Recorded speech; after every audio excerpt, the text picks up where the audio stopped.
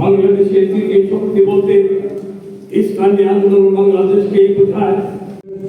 ইসলামী আন্দোলন বাংলাদেশ কেন্দ্রীয় কমিটির সম্মানিত সদস্য ইসলামী আমাদের গুরুত্বপূর্ণ বক্তব্য রাখছেন ডক্টর সৈয়দ মোহাম্মদ। আসসালামু আলাইকুম ওয়া রাহমাতুল্লাহি ওয়া বারাকাতুহু। নাহমাদু ওয়া নুসাল্লি আলা রাসূলিল্লাহ। ইসলামী যুব আন্দোলন জামায়াত প্রধানমন্ত্রী মন্ত্রী এই শান্তিটা ইসলামী আন্দোলন সভাপতি আয়োজিত জেলা সম্মেলন 2025 উপস্থিত ভিত্তি তৈরি করার জন্য সকল যুবক ভাইদেরকে উদাত্ত আহ্বান জানিয়ে আমার সংক্ষিপ্ত এই জালিমের হাত থেকে মুক্তি পাওয়ার জন্য আপনারা জানেন আমাদের ছাত্র এবং গতকাল দায়িত্বশীল রাজনৈতিক দলের প্রধান যিনি মহাসচিব তার বক্তব্য শুনে যে আমরা তীব্র বিরোধিতা করি।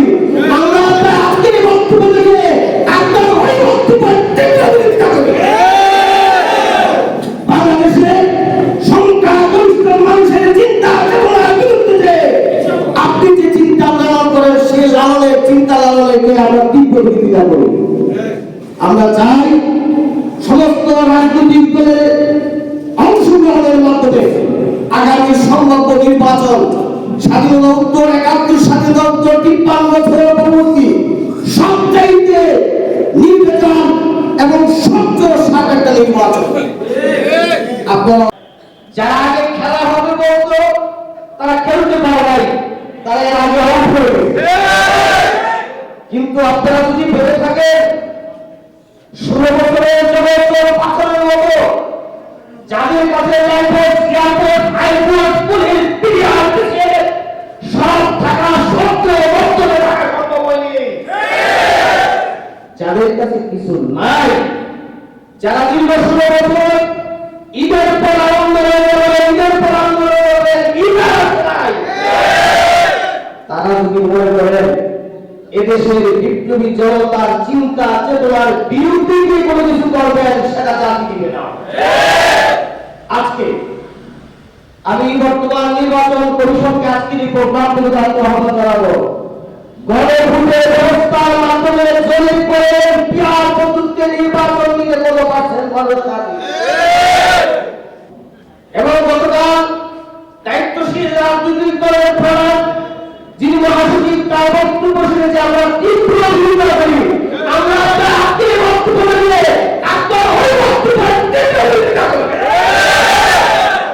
বাংলাদেশের সংখ্যাগরিষ্ঠ মানুষের চিন্তা চেতনার বিরুদ্ধে আপনি যে চিন্তা লালন করেন সেই লালনের চিন্তা লালনকে আমরা তীব্র বিরোধিতা করি।